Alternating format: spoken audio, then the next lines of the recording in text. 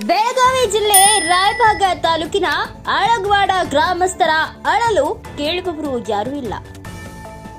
ರಾಯಭಾಗ ತಾಲೂಕಿನ ಅಳಗವಾಡೆ ಗ್ರಾಮ ಪಂಚಾಯಿತಿ ವ್ಯಾಪ್ತಿಯಲ್ಲಿ ಬರುವ ಬಸ್ವಾಡ ಗ್ರಾಮಕ್ಕೆ ಎಷ್ಟೋ ವರ್ಷಗಳಿಂದ ನೀರಿನ ಸಮಸ್ಯೆ ಎದುರಾಗಿದೆ.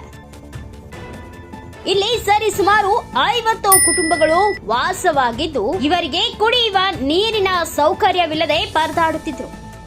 ಇಂತಹ ಕುಟುಂಬಗಳಿಗೆ ಪ್ರತಾಪ್ ಪಾಟೀಲ್ ಹಾಗೂ ಶಿವರಾಜ್ ಪಾಟೀಲ್ ನೇತೃತ್ವದಲ್ಲಿ ಅಲ್ಲಿಯ ಜನಕ್ಕೆ ಶಾಶ್ವತ ಪರಿಹಾರ ನೀಡಬೇಕು ಎಂಬ ಉದ್ದೇಶದಿಂದ ಬೋರ್ವೆಲ್ ಕೊರೆಸಿದ್ದಾರೆ.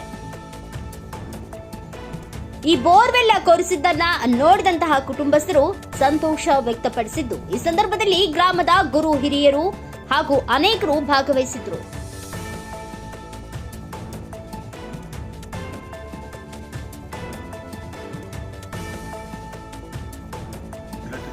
ಭಾಳ ದಿವಸದಾತ ನೀರಿನ ವ್ಯವಸ್ಥೆ ಎಲ್ಲ ಆಗಿತ್ತು. ಎಲ್ಲರೂ ಮಾಡ್ತೇವೆ ಅಂತ ಹೇಳಿ ಹೋಗ್ಬಿಡ ಕುಂದರ್ಸ್ಕೊಂಡ ಅಣ್ಣಗಳ ವಿಚಾರ ಹಂಗಿಲ್ಲ. ಈಗ ಮೊದಲು ಬೋರ್ ಹೊಡೆದು ಮುಂದಿನ ವಿಚಾರಗಳು ಸ್ವಂತ ಅವ್ರ ಕೈಲಿಂದ ರೊಕ್ಕ ಹಾಕಿ ಬೋರ್ ಹೊಡೆದು ನೀರಾವರಿ ಮಾಡಿ ಕೊಡ್ತಿದ್ದಾರೆ ಕುಡಿಯೋಕೆ ನೀರು ಎಲ್ಲರಿಗೂ.